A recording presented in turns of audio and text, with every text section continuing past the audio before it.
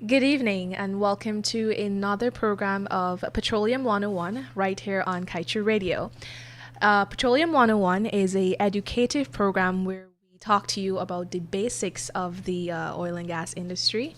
My name is Michaela Prince and I will be moderating tonight's program with my colleague Kimal King, who's the host of this very informative program. Tonight, we will be discussing Ghana and their oil industry and some highlights of it and some issues we should definitely take some notes on. So I hand the program over to Mr. Kimal King. Thank you, Michaela, and good night, everybody. Before I get into putting over the information, I want to ask Michaela first. What did you think when you heard the first time that Guyana was going to bring gas to shore and get reliable electricity? How did you feel? A sense of relief because we're getting electricity at a high cost, and we've heard about all these projects to get it reduced so that we can get effective and reliable electricity that we wouldn't have to pay a lot of money for. So when I heard about this gas to shore project, the first thing I thought, this is money going back into the pockets of the Guyanese, who I'm pretty sure have a lot of bills now. And I really hope that that's the case with our gas to shore project. Okay, let me tell you how I felt when I heard that we were going to get a gas to shore project. I thought, oh my God, my electricity bill is going to cut down by so much. You know what I'm going to do first? I'm going to put an AC in every single room so that I'm well ventilated because it's so hot every day. And I think that's sort of how a lot of the country felt when they're being told all of these dreams by our development partners and by our politicians that they will do these projects and these projects will help us. I think that was how Ghana's people felt too when they heard first about this gas field that was discovered and how it would help the country so much. So Ghana, oil companies operating offshore there, they discovered what is called the Sankofa gas field. It is a field that has a lot of gas, a lot of non-associated gas. So let me explain first what non-associated gas is. When you make a discovery, you may discover a substantial oil reservoir, or you may discover a substantial gas field. The gas that would come up with the oil reservoirs, that's called associated gas. And the gas that comes up from from gas fields, that's what's called non-associated gas. So Ghana decided that it would bring gas to shore so it could reduce the high cost of electricity and so that it could give the people reliable, stable electricity. Because like Guyana, Ghana was in a position where reliability of electricity was not a good thing. As a matter of fact, in some cases they were worse off than Guyana because there were many people who didn't have access to electricity. So Ghana approved this gas project in 2015. And this project involved putting up a lot of infrastructure. Ghana, they had to make a lot of investments, and so they needed help. Ghana's development partner, the World Bank, decided to invest a lot of money. So far, Ghana has put over $1 billion into this project to make it work. And when Ghana did actually get this project up and running, there was a lot of good that came from it. The project, should I use the word electrified 1.6 million households, and it brought a great relief to many Ghanaians. However, there's a huge catch. The Ghanaian government, they signed an agreement to bring the gas to shore that had a take or pay clause in the contract. And so this clause requires the Ghana National Petroleum Corporation to purchase 90% of the gas produced, regardless of whether it has uses for the gas or not. So there's this non-governmental organization, a non-governmental policy center, which warned Guyana recently that, Ghana is paying hundreds of millions of dollars every year for gas that it is not using. And for me to put that into perspective for you, last year, Ghana's Petroleum Holding Fund, which is the equivalent to our natural resource fund, they made about nearly $1 billion US dollars off oil. But the money they lost from having to pay for unused gas was $250 million. So right there and then, the issue with this gas project in 2019, it cut out more than 25% of the money that they made from oil. And Guyana is looking like it's going to make about 200 and something million dollars this year from oil and gas. Could you imagine when this gas to shore project comes on, how much we would have to pay for all that gas inside the Stabroek block? So this non-profit policy center, the Institute of the Americas, it wrote this report and it told Guyana, what you have to do is you have to be careful when you're negotiating this project. And so an issue that happened with Ghana is that Ghana, it was so eager to sign off this deal that it didn't take the time to assess its electricity demand. And that is what the Institute of the Americas is telling Guyana to do now. You need to do a study that assesses the demand for electricity in your country. And you have to make negotiations based on that assessment. You can't take up a bunch of gas that you're not going to use. Maybe, who knows, we might end up in a situation where we're trapped with a provision that forces us to pay for gas that we're not using. So that's what's happening with Ghana right now. And as a result of what happened in Ghana, the current administration, what they had to do was make a whole new 5-year program that would focus on bringing back the energy sector, making it financially sustainable, and making sure they never made bad deals again. Because this deal that they signed, it was a long-term deal. And so it's very difficult for them to get out of it. Similar to the deal that we have for our Stabroek block oil production right now. And the Institute of the Americas even pointed to our oil deal. They said, there has been so much debate about Guyana's oil deal with ExxonMobil and its partners. The deal has provisions that are so weak that it does not allow Guyana to get a fair share, and it does not allow Guyana to properly scrutinize the operations of the oil companies. There's so much red tape that is holding Guyana back from making sure that this industry is properly managed. So yeah, Kimal, can you tell us if we know, does ExxonMobil, have they given us a figure on the amount of gas that's in the Stabroek block? Okay, so when ExxonMobil had its estimate for the amount of oil in the block as $8 billion barrels, because it's at 9 billion barrels right now. At 8 billion barrels, and that's 8 billion barrels oil equivalent. So that's an important figure.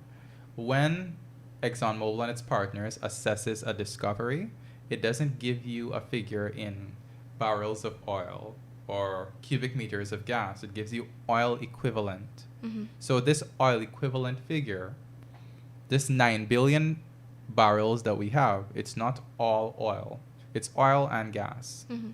And so back when the estimate was 8 billion barrels, I think what was said is that 20% of that is natural gas. But of course, that is spread across several discoveries. Excuse me. So it's a lot of gas. And so we have to really take our time and negotiate this deal, keeping in mind that we have a certain demand for electricity. I actually read a letter today that was written by Melinda Janke, an international environmental lawyer, along with the former Auditor General of Guyana, Mr. Anand Gulsaran, and Mr. Darshanan Kusial. He is a co-founder of the Oil and Gas Governance Network. They wrote to the World Bank, and in it, they pointed to reports which said that countries like Guyana have a small or non-existent need for natural gas. So it seems like all the pieces are falling into place right now for Guyana to end up like Ghana. Because what they also pointed out in that letter is that Guyana's Green State Development Strategy, the brainchild of the former President David Granger, it said that the Stabroek Block can bring forth enough gas to give Guyana more energy at a time than it needs. So that's extremely worrying. I was informed by one of our colleagues that the situation in Ghana was so overwhelming with the power supply that the country had to come up with all sorts of ways to use this electricity. Can you confirm? Oh my can you God. add on Yes, this? yes, that's what happened. So Ghana had to convince a large energy company called SenPower to completely overhaul all of its operations to now be just entirely on natural gas. And that's a large company in Ghana. This overhaul, it was not nearly enough to use up all of the excess gas, to offtake all of the gas. So Ghana is still scrambling to find ways to offtake the gas. Wow. And even though they knew that Ghana didn't need all of this gas, the World Bank still gave its blessings for this project. Can you shed some light on why we should be concerned with this? Okay. For us to have that discussion, we have to understand that the World Bank has been criticized a lot for its role in many problematic developments in certain countries like Ghana, like Mozambique, and now like Guyana. So the World Bank has a problematic past in Guyana.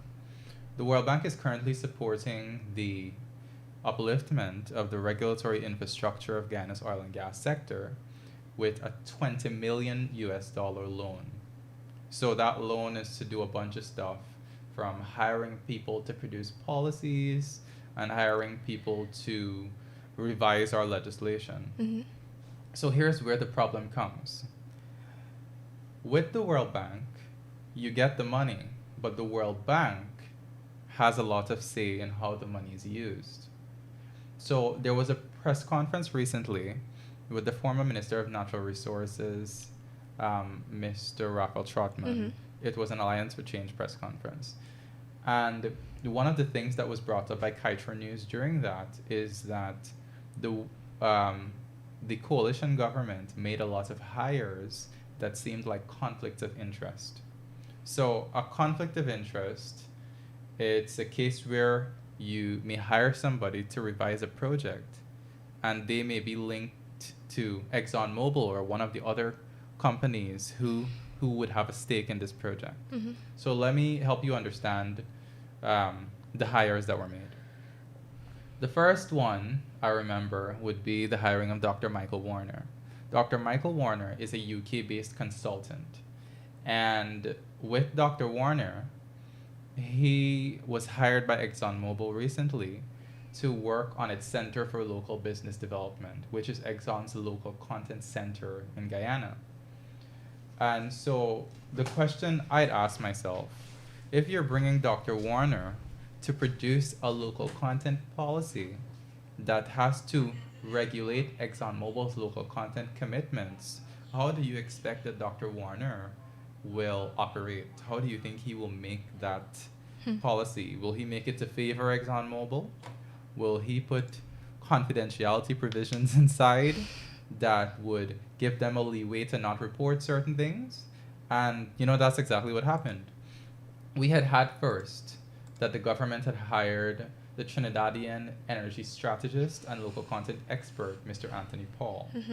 And Mr. Anthony Paul had done a lot to, I'd say, give Guyana the opportunity to get the most in terms of local content from the policy. But then the government replaced him with Dr. Michael Warner. The second problematic hire would be in the hiring of the law firm Hunton Andrews Kurth to revise Guyana's petroleum legislation. So it was earlier this year, or I think it was last year, sometime around December, January, that the former head of the Department of Energy, Dr. Mark Bino, he had said that the government decided to hire this law firm to revise Guyana's laws. The firm wouldn't look just at the Petroleum Act, it would look at all of the laws that relate to the oil sector. And so it would give Guyana advice. And what Kaieteur News reported later on is that this law firm had a 40-year relationship with ExxonMobil. That is so crazy that you would hire a firm that has a 40-year relationship with ExxonMobil to revise the laws that now have to regulate ExxonMobil's work in the Stabroek Block. It's like me growing up with one of my childhood friends writing a test in a classroom in, say, Form 1, and the teacher gives my childhood friend to mark the test. What is my friend going to do? Not give me everything correct? Yes. Yeah. And then the third hire that was problematic under the coalition was that of Bayphase. Bayphase is a firm that was hired to review ExxonMobil's Payara project. And I suppose this is probably the most important one out of the three, because the Payara project is a project that could last over a decade, and it now is estimated to cost $9 billion US. That is a crazy amount of money. That's about 6 times Guyana's 2020 budget, right? Yes. And so we are hiring a firm that has ExxonMobil as a client and also has had ExxonMobil's subcontractors as a client. And we're asking this firm to review ExxonMobil's work. What do you think the firm's going to do? And Kaieteur News has shown also in its reporting that this firm, it would not give unflattering reviews about the work of its clients, right? So when we pointed the question to Mr. Trotman, of course, Mr. Trotman, at the time these hires were made, he had gotten the portfolio of oil and gas stripped from him. So at the time, the Department of Energy was handling it. So he said that Dr. Bino was the most appropriate person to answer the question. But he also offered that, you know, what the government did is that it relied on the due diligence of the World Bank. So for those of you who don't understand the term, when you're hiring somebody, you have to check up their background and ask them certain questions to make sure that there is nothing that would inhibit them from doing the work that you're asking them to do in a prudent and proper manner, right? So he said that they relied on the World Bank. And so now we're back to the World Bank. The World Bank is being criticized in Guyana, and it hasn't just been criticized by Kaieteur News. It has been criticized by Melinda Janke. It has been criticized by a non-governmental environmental organization in Germany called Urgewald, right? So we really have to ask ourselves the question now, what is the rationale, or what are the motivations behind the World Bank and its decisions to fund certain projects, right? So also there is a non-governmental organization in the UK called the Bretton Woods Project. And the Bretton Woods Project is so important to bring up in this conversation because the NGO was formed specifically for the purpose of challenging the work of the World Bank and the International Monetary Fund, 2 of Guyana's development partners. So what the Bretton Woods Project does is it analyzes the projects that the World Bank has implemented or endorsed or funded in countries, and it tries to determine whether the projects have had a good impact on issues like the environment and human rights and democratic governance, which are some very important principles. And what the Bretton Woods people found is that the project in Ghana became a fiscal burden to Ghana. And Ghana at the time is struggling from a debt crisis. So for you to have a burden like that, that's making your energy sector financially unsustainable, and to have this double whammy of a debt crisis at the same time, it's not good. And one of the things that Woods pointed out is that some of these development organizations, like the banks, they tend to endorse public-private partnerships. And they pointed to a manifesto that was jointly signed by over 150 global non-governmental organizations. And they called in this manifesto on the World Bank and the IMF to stop this aggressive use of public-private partnerships. So what they noted is that these public-private partnerships, they tend to have provisions which require a government to make payments in certain conditions. And when I read that, just like that, it occurred to me that this is what Ghana is dealing with its take or pay clause. That you're telling them you have to pay for the unused gas. And yeah, that's pretty incredible. Just to remind all of our listeners and viewers out there, we are live on Facebook on the Kaieteur Radio page. You can give us a comment on the live. You can send us your questions, or you can give us a WhatsApp message on 226-7453. Yeah, that's the... Oh. Okay, good. So 226-7453 is for you to call. You can call now to ask questions because we only have about 6 minutes left. About 6 minutes, yeah. And you can comment on the Facebook Live, and you can text us or WhatsApp us at 622-2222. Yes. So while we wait for that, another thing that I'm supposed to mention is that eventually, because the local media and organizations in Ghana reacted so angrily to this contract and how it has Ghana hamstrung, Ghana realized that there was a considerable pushback. And so I found a page on Ghana's website. It said that it has noted the considerable criticism in the media, in the local media there, for the development.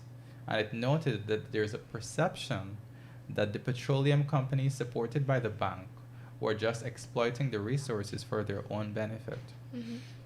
In this paragraph that they put on their website, the bank did not argue that it erred in some way.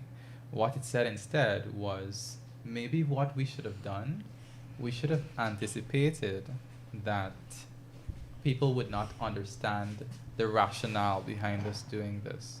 So they said that we should have put on a communication strategy in the beginning to explain to the public why we wanted to do this project. It also said that there are further economic benefits of the project that are not currently realized. So now they're telling the Ghanaian people, you may be feeling the squeeze now, but maybe later down the line, you'll turn out to like this. You'll realize all the economic benefits. And in the manifesto that I mentioned to you, what the civil society organizations did is that they called on all those concerned with justice and equality and sustainability to push not for these problematic public-private partnerships, but to instead push for publicly funded, democratically controlled, accountable public services. All right? Where does it stand now? We have like about 4 minutes remaining. So if you had some advice to give to the government with regard to this whole natural gas fiasco, what would that advice be? Well, I am just a messenger, Michaela. I'm not a petroleum expert, so everything that I'm saying here is just what I've read from the experts, and I'm relaying because as a citizen, I'm also concerned about what's going on, about whether my poor country will have to pay hundreds of billions of dollars for gas that it doesn't need.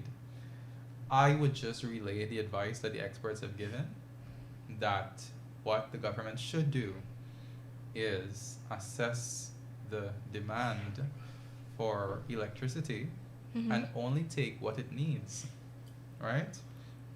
And so I'd say that one of the things that the Institute of the Americas also advised us to do is to learn from how ExxonMobil has dealt with us in the signing of the Stabroek Block production sharing agreement. And we know how bad that went. So learn from that mistake. I mean, we have leaders on both sides of the political aisle that have refused to renegotiate the Stabroek Block contract, but I think a lot of them have also come to this place where they have accepted that it was a bad deal.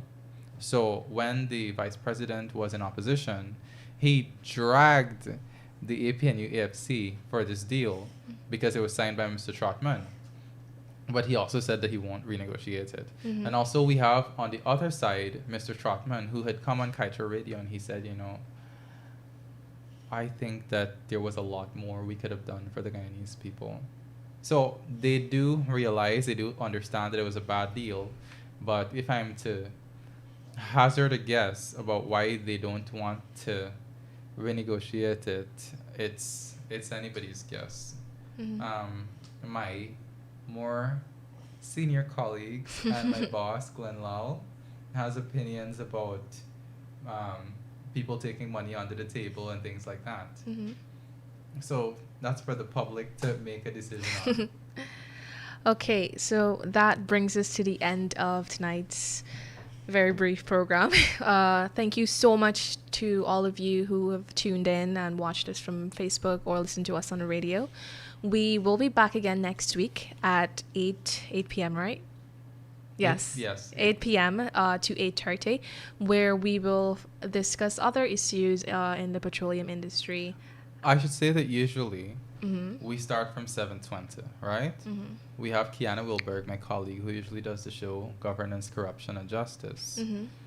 But Kiana wasn't able to do that show today. And if that happens again, I will take the entire hour and give you guys as much information on petroleum as you can take. Great. So same place, hopefully the same time next week. Yes. Thank you so much for tuning in. You guys take care. Bye-bye.